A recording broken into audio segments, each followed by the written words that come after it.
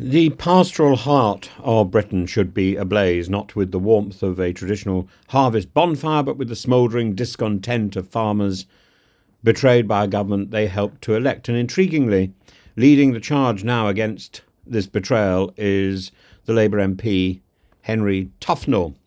And Tufnell, the MP for Mid and South Pembrokeshire, is one of a growing number of Labour MPs who are questioning Rachel Reeves's tractor tax, farmer tax, however you want to describe it, this tax which threatens the future of family farms in Britain and has led to the countryside associations strikes in Westminster, with the tractors gathering outside 10 Downing Street and outside Parliament itself.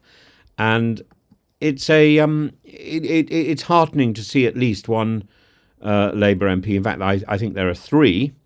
Tufnell is his public opposition to Rachel Reeves's decision to impose a 20% inheritance tax on agricultural properties worth over £1 million is significant, not just because of the policy's economic ramifications, but because of what it reveals about Labour's uneasy relationship with rural Britain.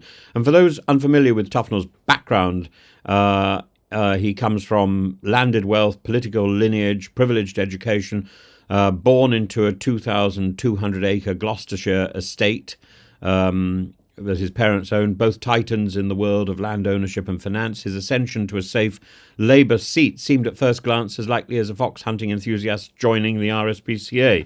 Yet here he is, sitting in a kitchen of a modest Pembrokeshire farmhouse, decrying a tax policy that directly threatens the very industry he purports to represent. Of course, the elephant in the room is that this policy, designed to prevent farmland from becoming a tax loophole for wealthy investors, does not just affect small, struggling family farms, it also impacts estates like Tufnell's own ancestral holdings, and the MP has been at pains to stress that he personally will not inherit his father's farm. But the timing of his parents' transfer of land to his brother, days before the tax policy was announced, has raised eyebrows. For those inclined towards cynicism, this looks remarkably like a case of well-timed foresight. Tufnell, however, insists that he had no privileged information, though he does admit to discussing rumours with his father, a former president of the Country Landowners Association, and given that his father also sits on the board of Natural England, one might argue that such foresight hardly required an inside track from a backbench MP. But let's move beyond Tufnell himself and consider the broader implications. Labour, traditionally a party of the urban working class, now finds itself facing the wrath of the countryside. This is not just about one tax policy, it's about trust. In 59 of Labour's 100 most marginal seats, rural or semi-rural communities hold the balance of power. And many of these voters were won over by Keir Starmer's pragmatic, centrist pitch, a pitch that didn't include an explicit attack on agricultural inheritance tax relief. Tufnell, like many of his colleagues, campaigned on the understanding that would be the case, and now finds himself in the awkward position of defending constituents who feel, rightly, betrayed. And Tufnell's proposed compromise, a significantly higher cap than £1 million and an amnesty for older farmers, is an attempt to soften the blow. His argument that multimillionaire landowners like Jeremy Clarkson and James Dyson have exploited the tax exemption for financial gain is, at least rhetorically, a way to shift the debate towards fairness rather than abolition.